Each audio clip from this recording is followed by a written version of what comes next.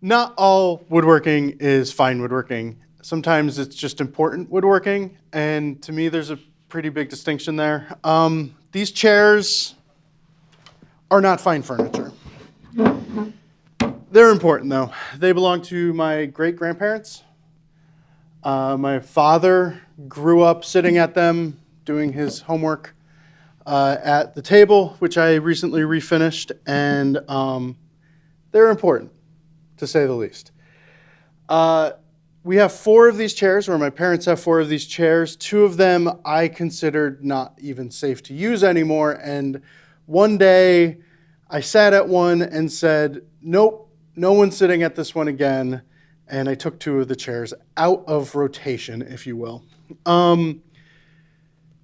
My brother and I recently disassembled as much of these chairs as possible without breaking them, and re-glued everything with flexible epoxy and filler and all that stuff. But the goal was basically to buy maybe another 20 or 30 years for the chairs. I didn't think that they were savable at first, but we did a pretty good job. But the finishing touch is pads on the bottom of the chairs.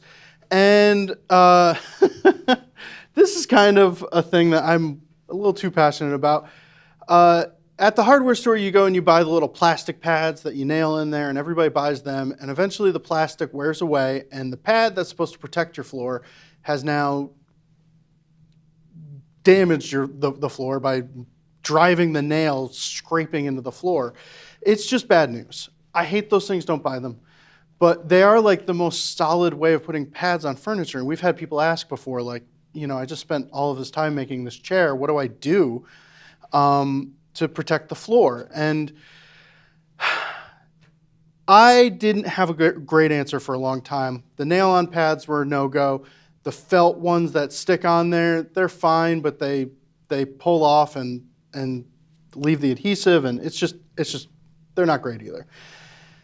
I took it was probably in 2017, I took a Boggs side chair class with Jeff Lefkowitz and David Duyard, and Jeff showed me this technique for gluing leather pads onto the bottom of chairs that was chef's kiss. It's amazing, and I want to share it with you now for your fine furniture as well as your important furniture.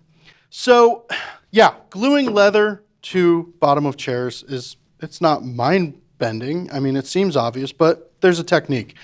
And I've done this on chairs that have lasted since 2017 and been entirely fine, and it's the only way I will do it going forward. I bought a big sheet of scrap leather from a Tandy leather supply that we stopped at one day. I bought it it was like 20 bucks, and it's going to be 30 years worth of leather for me. But I don't know, like, Jeff, do you know how like thick this is? What would you call this? Is there a weight? Yeah, I don't know if there's a weight, but it's full grain. Okay, full grain leather. This is nice thick leather. I don't know anything else about it. It's whatever. But what you do is the leather obviously does not come with anything on the back. It's just the hide. And I have painted this entire sheet with hide glue, with liquid hide glue. And you can see it's almost like, you can see I probably have too much liquid hide glue on this one, but it is just covered in hide glue. And after you do that, I'm just going to pop out these little discs. And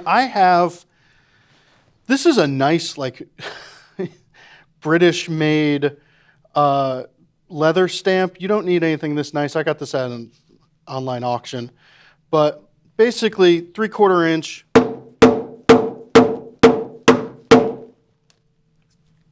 Go all the way through. There you go. Let's do a couple.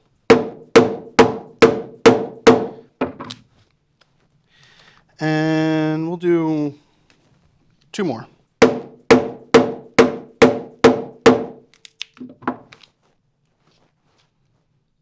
Oh, got the plywood in there. Whatever.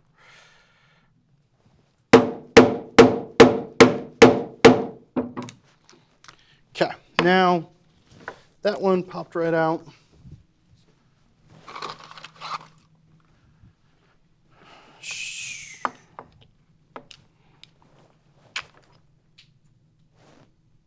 Just put that one anywhere.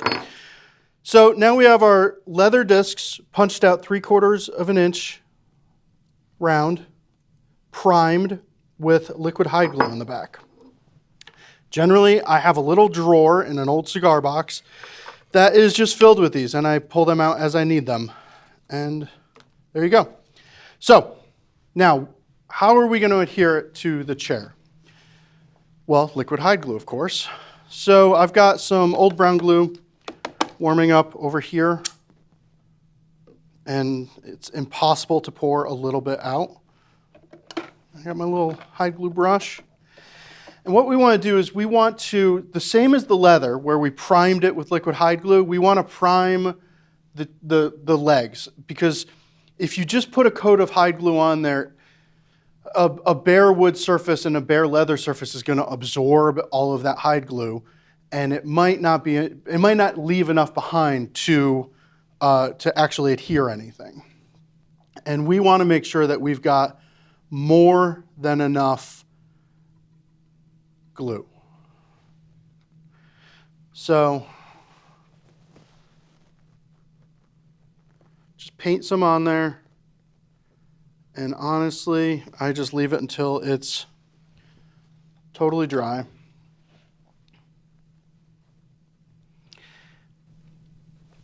This is not real fresh raw wood. I probably should have sanded this or rasped it or something a little bit, but we're good. So yeah. Now we're gonna let that dry.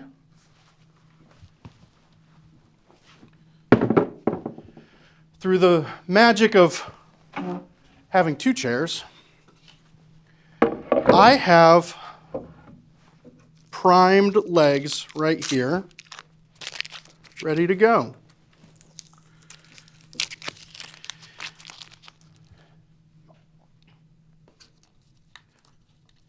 All we need to do now is we're gonna take some more hide glue, paint the chair again, reactivate that hide glue, since hide glue will always stick back to itself, and moisture and heat just reactivates it. Yoink. And we'll do the other one.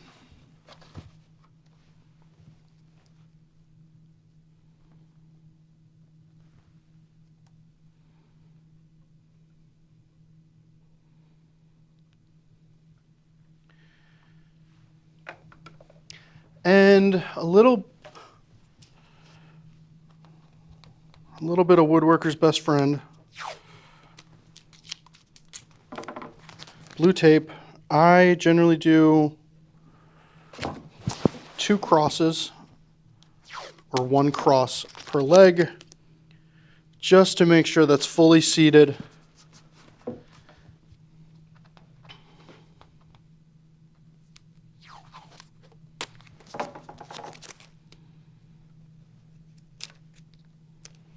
Try and keep it centered.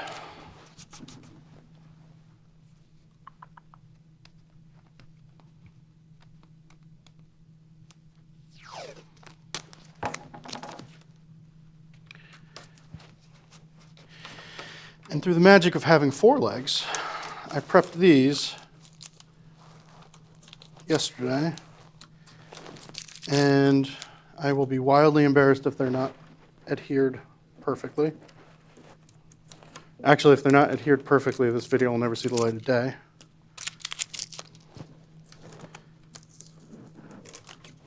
But these leather pads are not going. I can pull it off if I had to. And I think I'm ripping the leather. Yeah, they're great. So don't let your parents stick these on the ends of their chairs. That's just bad news. It's not going to stay on there, and it looks awful. Take your parents' chairs and do do right by them. So yeah, this is important woodworking. Obviously, you could see this chair is, we weren't able to mend this stretcher. We weren't able to get everything perfect, but my kid will be sitting at it for another 20 years likely. So it's pretty stinking cool.